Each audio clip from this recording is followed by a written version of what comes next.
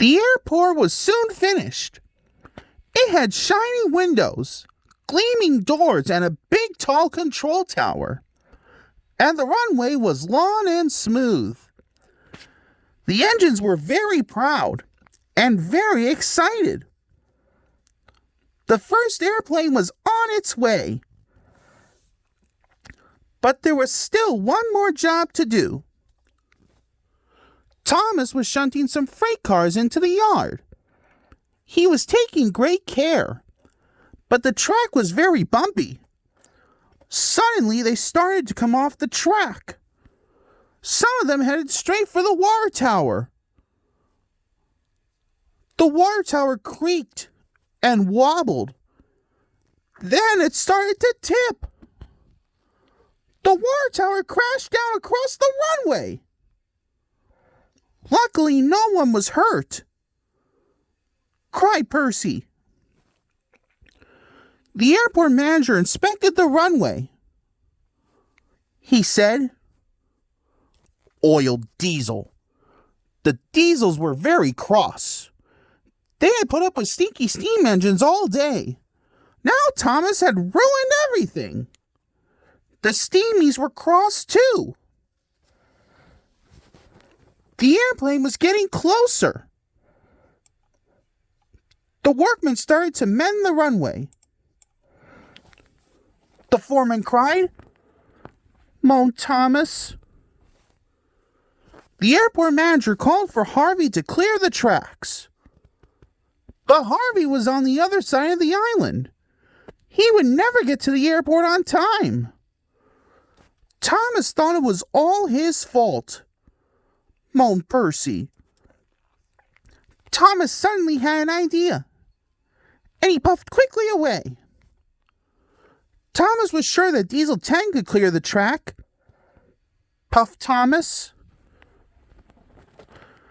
Diesel 10 was very scary, but asking him to help was the only way to save the airport. Thomas needed to be very brave. Thomas puffed nervously. Diesel 10 growled loudly. Thomas puffed again. Snapped Diesel 10. Thomas told Diesel 10 all about the blocked track. He grumbled. Puff Thomas. Puff Thomas. Thomas added. Snarled Diesel 10. Thomas was glad he had asked Diesel 10.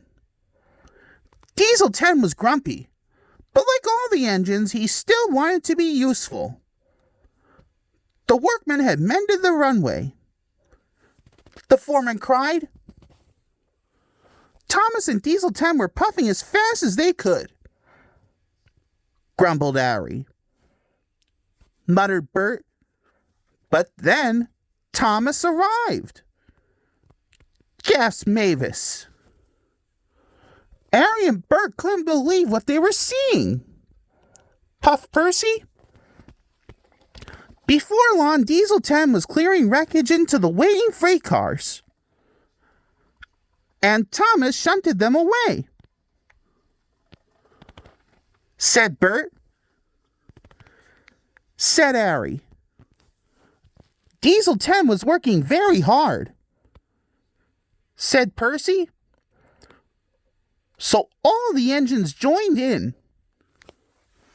They had to work quickly. The diesels forgot how stinky the steamies were, and the steamies forgot how dirty the diesels were. As soon as the tracks were cleared, Thomas raced off to get George the steamroller. George was waiting on a low loader. Thomas raced back as fast as he could. George smoothed the runway. Suddenly, there was a familiar sound. It was Harold the helicopter, and he brought Sir Topham Hatt. Said Harold.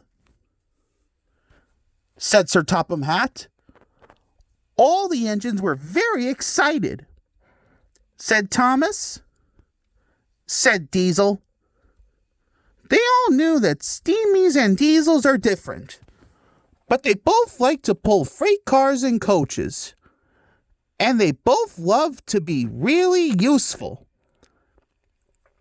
The first airplane was approaching. At last, the airplane landed. All the engines agreed it was a wonderful sight. They were so happy they blew their whistles and blasted their air horns. At last, the diesels and steamies could do their favorite job,